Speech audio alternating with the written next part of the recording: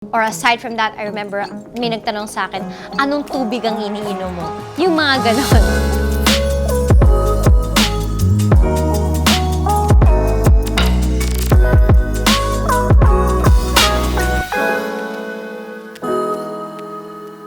Hey guys, Heart here, and today we are going to make chika about a lot of things. Okay, chapter 1. So how did it all happen? I wanted to become an artista ever since, was never allowed, and I finally got my break because I was allowed to do public workshops in my old channel with Beverly Verhel, and that's how I got discovered. Basically, they were coming up with Star Magic's Star Circle Batch 9, and they were auditioning artistas or wanted to be artistas, and my mom was the only one who knew about it. So anyway, I lined up in front of Mr. M. There was a lot, and before we even lined up in front of him, there was a lot of axing. Is that even a word? There's a lot of like moments that people were being axed because di ka pumasa sa next, ganito, ganyan. So I lined up and I was wearing my colorful dress. I remember I was wearing People Are People. And then Mr. M was there standing sa may Star Magic office niya, and he said, "You, come forward." So I came forward and he says, "What's your name?" And I said, "Heart." And then he's like, "Can you sing?" Syempre, hindi ako kumanta. Pero hindi ko alam bakit napakatako ng "Close your eyes, give me your hand, darling." Eternal Flames by the Bangles. And then I got a call back. We went through months and months of workshops. After each week, the circle would get smaller and smaller and smaller until we were launched for Star Magic, Star Circle Batch 9. I did an audition for Jimmick, and I really wanted to be part of Jimmick because I watched Jimmick, and then I was such a huge fan of everyone, and crush na crush ko si John Prats ng mga times na yon. So I auditioned, and I remember the first time I auditioned, they hated me kasi ang arte-arte ko. Kung maarte ako ngayon, mas maarte ako before, as in, hindi ako, baluktot ako mag-Tagalog because I grew up in the States. And then, hindi ako marunong mag-po and opo. So, umpisa pa lang parang hindi ko siya bet. Parang ganyan. But I was just being myself. I wasn't bratty. I was very eager and willing. And then I got the part. Eventually, I think Jimmick relaunched itself, and I was part of the main cast. And so that was the first. Then yes, the whole love team with John Prats, did my first movie trip. And yeah, it was very hard in the beginning kasi hindi ko pa masyadong naiintindihan yung culture ng showbiz. Basically, kung mahulay ka masyadong magdamit or medyo iba ka nung time na yon, and I was chinita at that time, parang hindi ka masyadong accepted.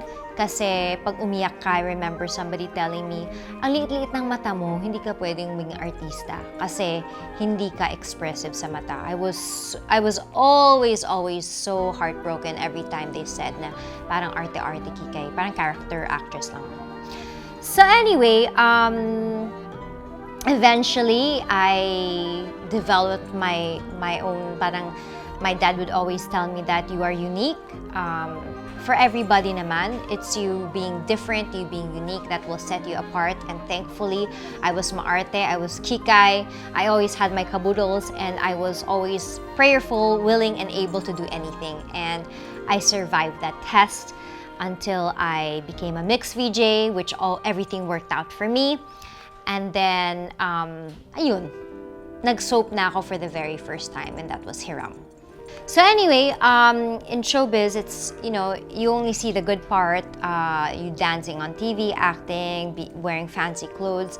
But I was really going through a lot at that time. Aside from I had very conservative parents, my mom was my momager, and madaming mga bawal kang ganito, bawal ka makitang nan ganyan. But in a way, it kind of saved me from being in a really bad situation. But what I'm saying is, sa lahat ng pinagdadaanan mo sa buhay mo, it's not always going to be good, and there are a lot of things that you can't even talk about on your vlog or show on Instagram. You always want to be aspirational. Basically, what I'm trying to say is, when now fast forward to the life that I have now or the life that you have now, you won't be able to laugh, smile, take nice photos, compose a certain picture if you don't know the value of each every little thing in that picture, in that composition, because of everything that you went through in life. So, ibig sabihin, lahat ng pinagdaanan mo sa past, parte lang yan para mag-create ng isang magandang masterpiece in life, and that is yourself. Fast forward to who I am today. I've always been very kikay, I've always been very hardworking. It started when I was with Mix, and I was, I could talk about anything. They allowed me to be myself. And then for a time, because I was transitioning to telenovelas, I remember that they had to pull me out of Mix because they had to clip that part of me. I remember the term, clip that part of me, because hindi siya acceptable na ganun kakikay or ganun kakabubbly pag gumagawa ka ng telenovela because you have to be a serious actress. So I stopped that and I started to do soaps for many, many years. Believe me, I've been working for 24 years. Can you imagine? So matagal kong na-suppress kung sino talaga ako. So cut to the time when actually it started 2014. When I started to paint, when I started to rediscover myself, because everything was on reset. I was lost. I started from scratch again. And that's when I said, I have to do soaps for a living. Ganun talaga. Sometimes work is work. It's supposed to be hard because it's work. I had to do that, but at the same time, I remember she's telling me, you have to still do something that will make you feel alive and happy while kumakayod kayo. And so I said, okay, I'm gonna paint. And then I said, I think I'm gonna start vlogging. I think, you know what? I love fashion so much, and I know I'm gonna get bashed for wearing this and that, expressing myself, but this is who I am. So you can love me for my character in my soap, but I think I want to start introducing me as Love Marie. And then I started to attend fashion shows, and people say, anong ginagawa? Anong trip niya? Ganyan, ganyan. But I loved it. I loved it so much, and I was experiencing so many new things and the hardships that went into attending fashion shows that I think I want to vlog it. And then that's when I started YouTube. I started to show them what was going on, and believe me, everything that you see on YouTube isn't even the real story.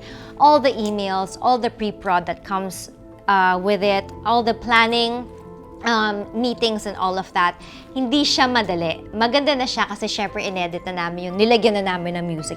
In short, nilapatan na namin ng music at ng graphics. Kaya masaya na siya. But what I'm trying to tell you guys is everything you do in life, you have to work for it. You have to really work hard, and you have to be real kung ito ba talang gusto ko, or you have to do something that you love also on the side, because yun yung magiging fruitful, yun yung magbo-bloom. And I feel that, fashion, wellness, beauty, that's something that I feel like I've mastered because it's what I've been doing. And since I became who I really am, and I'm not playing a character, eto na ako ngayon, and this is what I'm going to do. And then we move on to graduating from all of that and really taking things seriously. How do you earn money when it comes to content creation? A lot of people see me spending on this Chanel jacket, on this ganito, ganyan. It's about investing on yourself. So it's the same thing with, let's say, when I was young, ang pinaka-first business ko siguro was naging supplier ako ng soft drinks, ng Coke, sa lahat ng mga Barrio Fiesta. Yun yung una kong pinasok, and I think I was 10 years old. Hindi ko pa siya masyado naiintindihan yun, but I think subconsciously, being brought up by business people, medyo alam ko kung ROI ka ba dito, kung kailangan mo bang magtumaya at maglabas ng pera. So in terms of fashion, bakit siya bumibili ng kamahal-mahal na bag? Yung Birkin na yan, yung Hermes na yan. What a perfect example is, I would buy a second-hand bag na sira-sira. Let's say I'd buy it a second-hand pag pumunta ako sa ibang bansa, sa vintage store, 100,000+, pipaintingan ko yun, ibibenta ko siya ng 600,000. Papaikutin ko yung pera na yun. And at the same time, kung anong extra pera na yun, yung pangluho ko, luho is actually for my business. I buy myself a vintage Chanel jacket or even a brand new. Pag may kumuha sa akin na magandang brand, na feeling ko, okay, I love this brand, gusto ko siyang i-elevate, tatayaan ko siya, ibibigay ko sa kanya yung pagsuot ko ng Chanel na jacket. Mas magiging class yung video na yon. And because other brands see that, and I can elevate the product by making it authentic, by making it me, by giving more value to it, because love ko talaga siya, because tinayaan ko siya ng magandang damit, then I'll get other endorsements from that. In a way, because ganun ako mag-isip, Ganon din ako mag-isip when it comes to my savings. Ganon din ako mag-isip when it comes to, okay, tatayaan ko to, mag-i-invest ako nito. Ganon din ako mag-isip in terms of every post I do. So, kung sa tingin nyo, post ako ng post, everything for me, I think about more than 100 times. My team, which is here, we all work hard. Hindi nyo maintindihan. 24 hours ng trabaho. Kahit sabi mo may Saturday, Sunday, meron pa rin kaming trabaho. Kahit meron kaming understanding na wala kaming trabaho. But what I'm trying to say is, kung may gusto ko yung abutin sa buhay, hindi lang siya larga lang ng larga, go lang ng go. Pag-iisipan mo and you're going to customize that you're gonna customize that situation kung ano yung gustuin sa business and i-customize mo kung kaya mo ba to, hanggang saan ka lang, and then from there, tataya mo yun, and then everything's gonna bloom. But remember, at the end of the day, you have to know what you're doing, you have to love what you're doing, you have to understand that even if you love it, you're gonna have to work hard because every day is not going to be beautiful and dandy and rosy. Okay, so pandemic hit. Obviously, we're still doing the content and all of that. And I remember, I was thinking, ano kayang pwede kong gawin? And at the same time, parang naisip ko, now is not really the time to just sit pretty and post your photos. I really wanted to do something to also give back. Walang plastic. I'm really like that. Ever since before, lagi ko rin ganon. So, iniisip ko, every time nagtatanong sa akin yung tao, paano ko ma-afford yan? Paano ko ganyan? I wanted to have something. I wanted to have a life that not napipilitin ako na mag-share, but I wanted it to make sense to other people. And so I think, what can I do that na alam kong solid na mag-i-excel ako, na kaya ko yun ibigay din sa tao or people that were following me or people that were curious, and then it trickles down to, or a mom that totally doesn't know me, na she has dreams in her life, pero may mga anak siya, reality, etong reality natin. May mga cross tayo at may mga kailangan tayong tahakin sa buhay. So I was thinking about that. I remember on Twitter, people were asking for my help. Or aside from that, I remember may nagtanong sa akin, anong tubig ang iniinom mo? Yung mga ganon. So, how can I use all of this that I've created, all of what I've learned for the past 24 years, and make it into a business and say, okay, this is it. This is the time, and I think I'm fully equipped. It's time to start a real business that just won't profit me, but profit other people. And then I said, okay, lahat ng tao gusto magpa-beauty. Kahit ano pang pinagdadaanan mo sa buhay, ayaw mong maarawan. Naka-hat ka, nagpa-micropeel ka, naka-umbrella ka habang nagko-commute ka, or gusto mo lang talaga magpaganda pero ang mahal-mahal, magpa-derma. Sabi ko, okay. Na ayan, and you have to be a sponge in life, good and bad, take it all because you learn from all of that.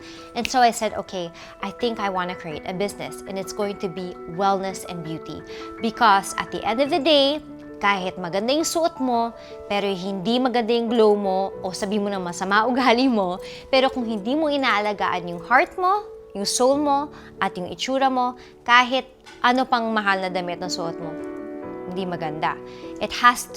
You have to glow, you have to shine, and even if it's an ukay-ukay outfit, it would look good. So you have to take care of this yourself, because at the end of the day, kahit ano pang pinagdadaanan mo, you gotta put you first. And that's how I came up with Pure Living. I wanted to come up with products that were affordable, na hindi budol. I felt that, I understand now. I understand business, and I understand na kailangan nyo ROI, shipment, supplier, mga taong kailangang bayaran, advertising, pag-edit ng video, lahat yan. You have to pay for that. But I still wanted to I didn't want to be selfish. I still wanted, of course, I needed the profit to get ROI, return of investment. But I still wanted to come up with products that were quality, top of the line, pinag-isipan, madami, hindi lang isa, para pwede kayo magpili. And I wanted it to be affordable. And at the same time, I wanted to also promote people to also work, even if at home, na kung wala kayong opportunities out there, I wanted to come up with a company that will give people an opportunity, because I'm for that. I'm for sharing, but I'm also for inspiring for people to, I want to become a boss. I want to own my time, and I want to make sure that if I invest, I'll get something from it. And that's why we came up with this video. We came up with this video because we wanted to talk about that aspect, about the growth in life and about what you are going through in life. Na feeling nyo hopeless, feeling nyo wala kayong trabaho, feeling nyo ang dami ko lang gawin. That is not true. You can still work no matter how busy you are. You just have to love it. And what's not to love when it comes to being healthy, beautiful? Diba? And what's not to love about aspiring to become your own boss? And that is pure living. So how does pure living work? You have Ultima, you have VitaSense, and then you have Luxel. So these are great products. And we wanted it to be so great that it's easy for you to sell, to promote, and it's something na essential na kailangan talaga siyang gamitin sa buhay. We came up with a great set of people that just like me, because I wanted people to, the ones that worked in the company, gusto ko yung ganito, approachable, kahit makulit ka, kahit madami kang tanong, wala kang know-how, kakausapin ka, and that's our team. And also, aside from the link below, we actually have Zoom sessions. So para siyang class, para siyang conference na you can learn about the company, how it works, how you can be your own boss, how you can make a living out of it, and a really good, profitable one, and the products that we have. We have different ranges kasi we wanted something na you can relate to. Kung anong feeling nyo kaya nyong i-sell, yun yung pwede nyong pasukin, or you can just do all. So that is the whole gift and the chica for all of you guys. I hope you enjoyed this chica, and I hope that this will inspire you to do something great for yourself, which will echo and trickle down to your loved ones as well, and to your friends if you want to be an aspiration. And again, if you guys are going to be joining our family, I would love, love, love to see all of your posts. Please tag us, because we would love to inspire other people and just keep motivating people to just carry on and be their own boss.